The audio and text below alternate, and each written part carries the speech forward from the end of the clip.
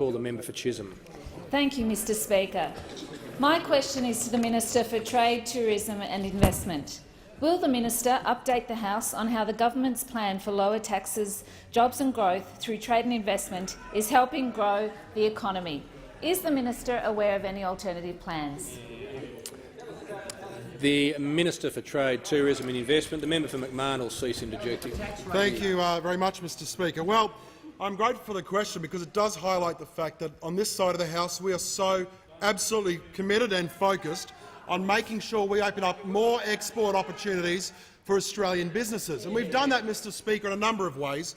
Of course, we opened up important markets, export markets that are helping to power Australia's economic growth and job creation, like China, Japan, Korea, and of course the TPP-11, which the Leader of the Opposition said was a vanity project and a waste of time, the China-Australia Free Trade Agreement, which the Leader of the Opposition called a dud deal. But we continue to open up these opportunities because we know they're good for Australia's businesses. We know the Export Behaviour and Business Performance Report showed that Australian export businesses pay their employees more and they increase wages at a faster rate. And many of these export businesses are small and medium-sized enterprises. Businesses like King Island Kelp, which exports to the EU and other markets, a great example in northwest Tasmania of a business that's exporting to the world, helping to drive our economy and helping to make sure that they create jobs. But the question is, are there alternatives? Well, there are alternative approaches, because what we saw today in the captain's call from the Leader of the Opposition was a decision to abandon those small to medium-sized enterprises, a decision to walk away despite the fact that historically this Leader of the Opposition backed it. He actually said in 2011 reducing the corporate tax rate will then flow on to workers in the form of higher wages. So now we see a backflip on tax, but he's combining that backflip with a triple rollback.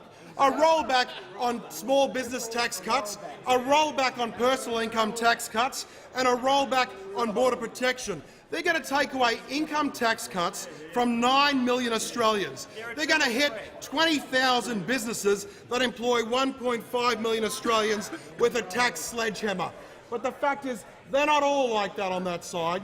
The fact is there are one or two over there who have a different view. We have, of course, the member for Grayndler, old "who me" elbow. Who me, he says to the Sydney Morning Herald. The minister will refer to members by their correct titles. Certainly, Mr Speaker.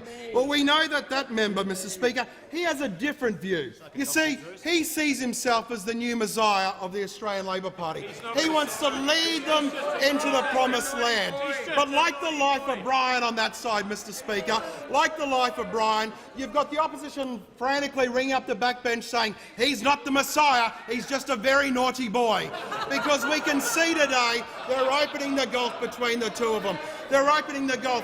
Of course, he claims he's not the Messiah either, but like that immortal line from Monty Python, only the true Messiah would deny his divinity. The fact is, Mr Speaker, that we now see the splits opening up on Labor. He's going hard left and he's trying to be more centrist. The minister's time.